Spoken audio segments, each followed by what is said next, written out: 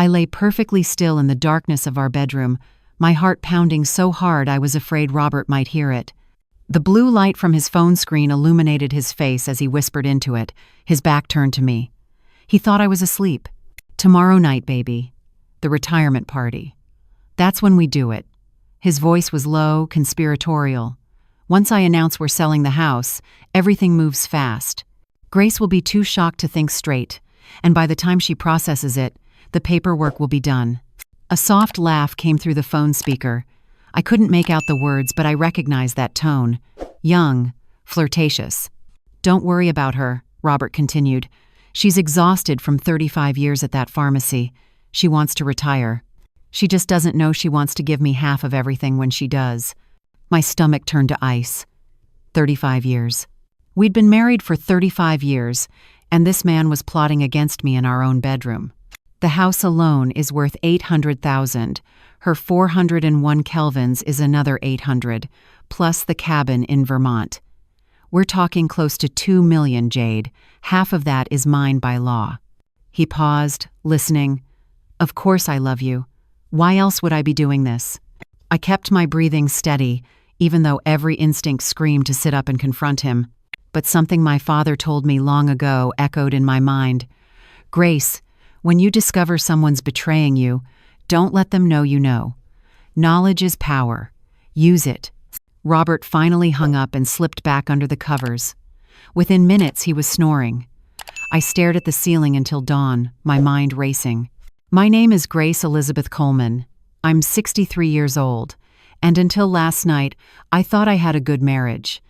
Not perfect, maybe not even passionate anymore, but solid, comfortable, built on 3.5 decades of shared history. I met Robert when I was 28, fresh out of pharmacy school, working my first real job at Mercy General Hospital in Portland, Maine. He was 30, charming, working in medical equipment sales. He'd come by the pharmacy with his winning smile and those deep brown eyes, always finding reasons to chat, to make me laugh. Within a year, we were married. For the first decade, things were good. We bought our first house together, a modest colonial in South Portland. We talked about children, but it never happened, and after a while we stopped trying. We poured ourselves into our careers instead. I climbed the ladder from staff pharmacist to pharmacy manager to director of pharmaceutical services. Robert bounced from sales job to sales job, never quite finding his footing, never quite making the commissions he promised. But I didn't mind. My salary was enough for both of us. When my parents passed away, they left me their house, the beautiful Victorian on the waterfront that Robert and I moved into 15 years ago. The house where I was currently lying awake, realizing my husband was planning to steal it from me. The morning light crept through the curtains.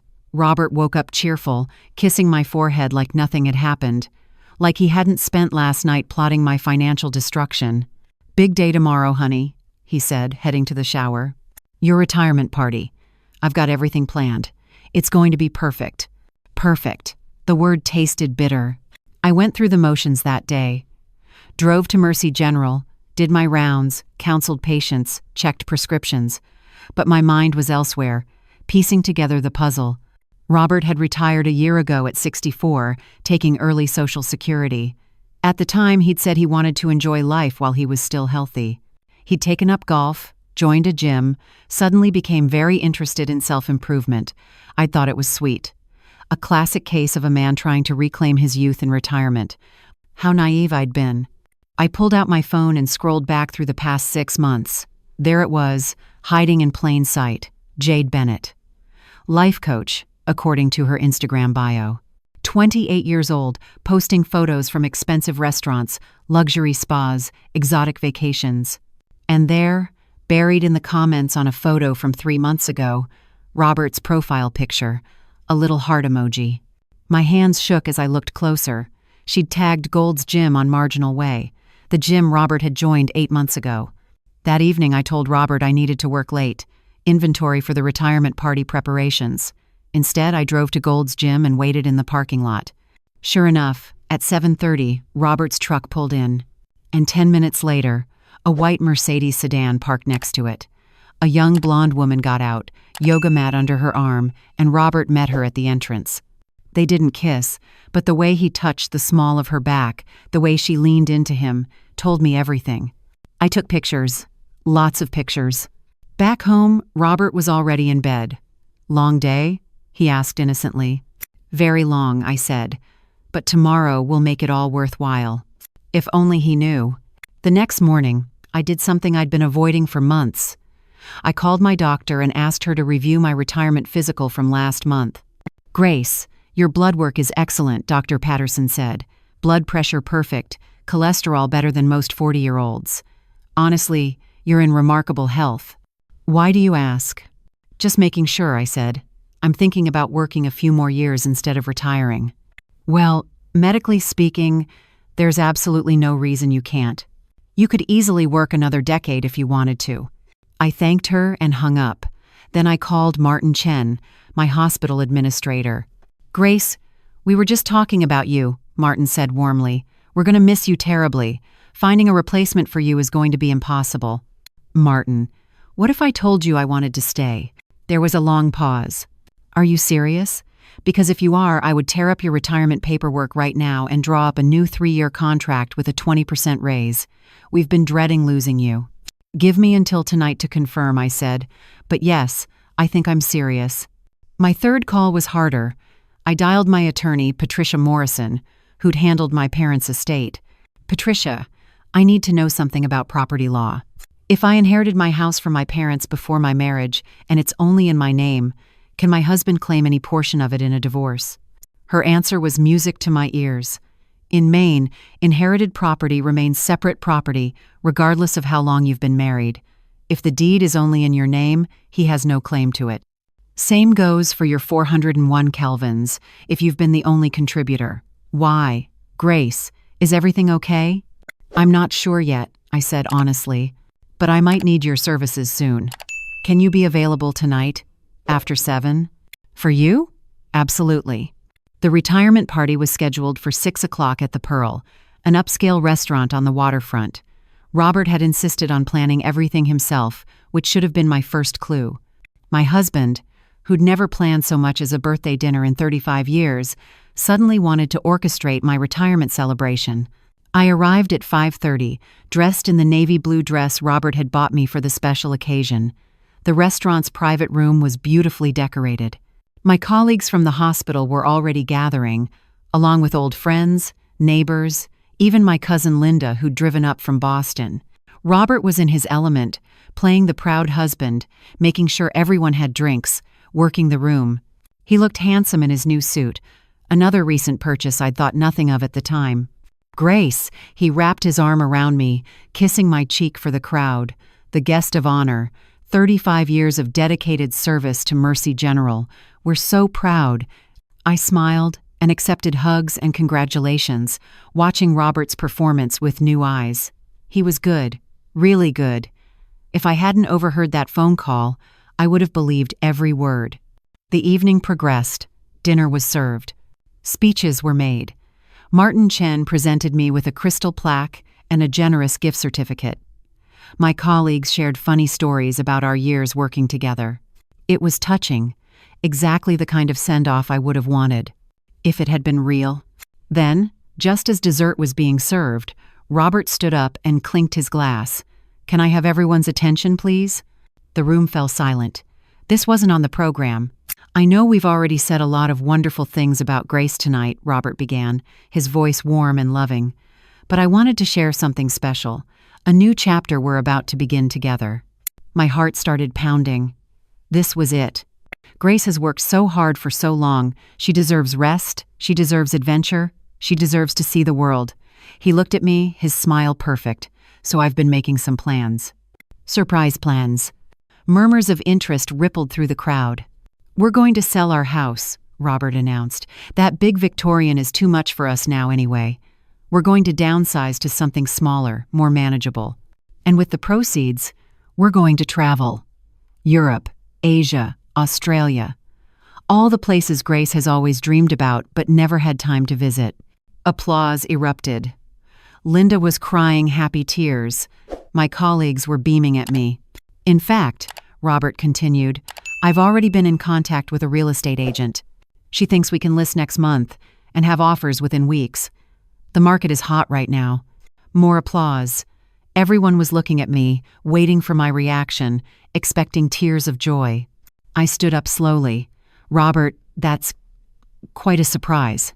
I know. He was practically glowing. I wanted tonight to be unforgettable. Oh, it will be, I said softly. Then I raised my voice so everyone could hear. But there's something you forgot to mention. His smile faltered just slightly. Honey? The house you want to sell? The Victorian we live in? That house belonged to my parents. They left it to me, in my name only, when they passed away. It's not community property, Robert. It's mine. You can't sell it. The room went silent. Robert's face drained of color. And while we're being honest, I continued, my voice steady despite my racing heart. Why don't you tell everyone about Jade? About the life coach at your gym? About the condo you put a deposit on for her in the Old Port? Gasps filled the room. Linda's hand flew to her mouth. Grace, what are you talking about? Robert stammered. This is crazy. You're emotional because of the retirement, and I have pictures, Robert. I pulled out my phone. From last night, from 3 nights ago, from last week. Would you like me to show them?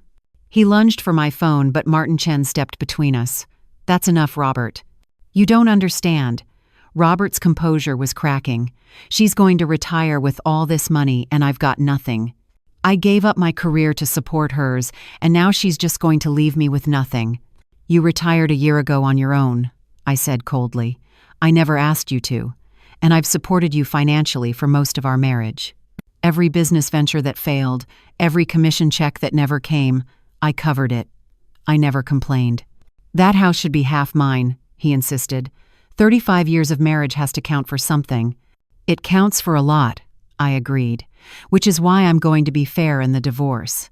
You can have half the value of everything we accumulated together, which is the Subaru, the fishing cabin we bought in Vermont, and the furniture. But the house, my 401 Kelvins, my pension, those are mine. Robert's face turned red. You can't do this. I'll sue. I already spoke to my attorney, I interrupted. She's waiting outside, actually, if you'd like to discuss it with her. She's also prepared to file a restraining order if necessary, given your recent behavior. What recent behavior? I haven't done anything. I looked at him sadly. Robert, you've been emotionally abusing me for months. The pressure to retire early. The comments about how tired I look, how I deserve rest. The guilt trips when I mentioned maybe working a few more years. You were manipulating me to quit so you could access my retirement funds. That's not true. But his eyes said otherwise. And then there's the forged signature, I added quietly. Now the room collectively inhaled. Even Robert looked confused. You didn't think I'd find out, did you? About the home equity line of credit you tried to open against the house last month? The bank called me when the signatures didn't match. I told them it was a misunderstanding, that I'd handle it privately. But it's wire fraud, Robert. A felony. He collapsed into his chair, his head in his hands. I looked around the room at my friends and colleagues, all staring in shock. I'm sorry you had to witness this, but I needed witnesses. I needed all of you to hear the truth. Because I know Robert. He'll try to spin this, make himself the victim, claim I'm being unreasonable. Martin stepped forward. Grace, you have our complete support, whatever you need.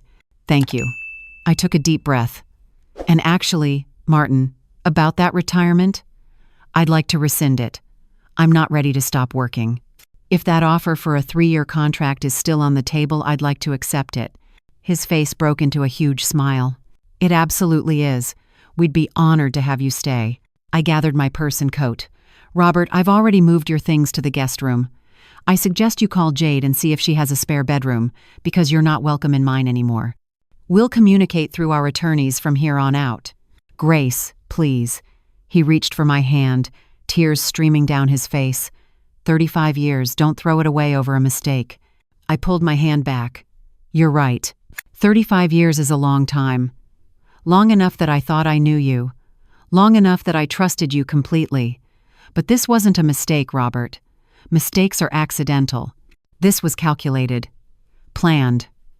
You were going to humiliate me, take my assets, and run off with a woman young enough to be your daughter. The only mistake was yours, in thinking I wouldn't find out." I walked toward the door, then paused. "Oh, and Robert? You might want to call Jade and give her the news about your new financial situation. Something tells me she's not going to be interested in a 65-year-old man with no money, no house, and no prospects." Linda caught up with me in the hallway, along with Patricia Morrison, my attorney, who I'd asked to wait outside until I needed her. "You were magnificent in there," Patricia said, squeezing my shoulder. I was terrified, I admitted, my hands finally starting to shake now that the adrenaline was wearing off. "What happens now?" Linda asked. "Now we file for divorce," Patricia said. "And given what just happened in there, with multiple witnesses to his admission of infidelity and attempted fraud, I'd say we have a very strong case." "How long will it take?" I asked. "In Maine, uncontested divorces take about 2 months. But something tells me Robert's going to contest this." She paused. "Grace, you need to be prepared. He's going to fight dirty."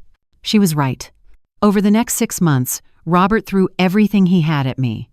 His lawyer argued that the house should be marital property because we'd lived in it together for 15 years. They claimed I'd promised to share my retirement funds.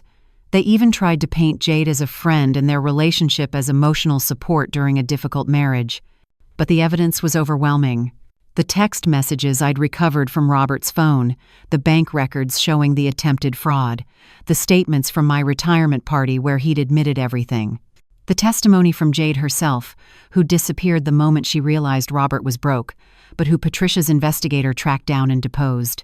The judge was not sympathetic to Robert's case. "Mr. Coleman," Judge Hendricks said during the final hearing, "you attempted to defraud your wife out of her inheritance. You manipulated her into early retirement for your own financial gain. You committed adultery and planned to abandon a 35-year marriage for a woman less than half your age. And you expected the court to reward this behavior with half of your wife's assets?"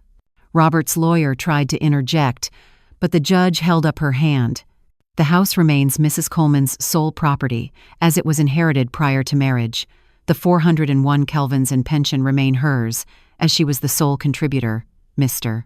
Coleman will receive half the value of the Vermont cabin and half the value of the 2019 Subaru, which comes to approximately $42,000. He will also be responsible for his own legal fees. This court is adjourned." I walked out of that courthouse a free woman. But the real satisfaction came 3 weeks later when Linda forwarded me a Facebook post. Jade had updated her relationship status to single and posted a photo from a yacht in the Mediterranean, tagged with a man who appeared to be in his 70s. Robert had left a comment. "I thought you loved me." Her response, "I thought you had money." I didn't feel sorry for him. Maybe that makes me heartless, but I'd given him 35 years of loyalty, financial support, and love. He'd repaid me with lies and betrayal. Today, 2 years later, I'm still working at Mercy General. I'm 65 now, healthier and happier than I've been in decades. Martin extended my contract for another 3 years, and I might just take him up on it. I love my work. I love my patients. I love the routine and purpose it gives me. I did take that trip to Europe, though. Linda and I spent 3 weeks in Italy last summer, eating amazing food, touring museums, drinking wine in Tuscany. I paid for the whole thing out of my savings, money I'd earned myself, money Robert never got his hands on. The house is mine, peaceful and beautiful. I've turned Robert's old office into a reading room. The guest room where he spent his last weeks with me is now my art studio. I've taken up painting, something I'd always wanted to try but never had time for. Sometimes I wonder if I should feel guilty for how publicly I exposed him. But then I remember that phone call, his voice in the darkness, plotting to steal everything I'd worked for. I remember his face at that retirement party, so confident in his plan, so certain I was too tired and too trusting to fight back. No, I don't feel guilty. As for Robert, last I heard, he was living in a 1-bedroom apartment in Westbrook, working part-time at Home Depot to supplement his Social Security. Jade has apparently moved on to victim number 3 or 4 by now. He reached out once, about 6 months after the divorce, asking if we could talk, for old time's sake. I didn't respond. There was nothing left to say. I learned something valuable from this whole ordeal. I learned that you can be married to someone for 35 years and not really know them. I learned that financial independence isn't just about having money, it's about having the power to protect yourself when someone you trust tries to destroy you. But most importantly, I learned that it's never too late to start over. At 63, when Robert tried to end my career and steal my security, I could have crumbled. I could have let fear win. Instead, I fought back, and I won. So if you're listening to this and you're in a situation where someone's trying to manipulate you, control you, or take what's rightfully yours, I want you to hear me clearly. Don't let them. Don't be afraid to stand up for yourself, even if it means standing alone. Don't let anyone convince you that you're too old, too tired, or too weak to fight. Because here's what I know now, the best revenge isn't revenge at all. It's living well, on your own terms, with your head held high. And that's exactly what I plan to keep doing. Thank you for listening to my story. I hope it helps someone out there who needs to hear it. Remember, you're stronger than you think, and you deserve better than someone who plots against you in the darkness. This is Aunt Hazel, reminding you that sometimes the ending we didn't plan turns out to be the beginning we didn't know we needed. I'll see you in the next story.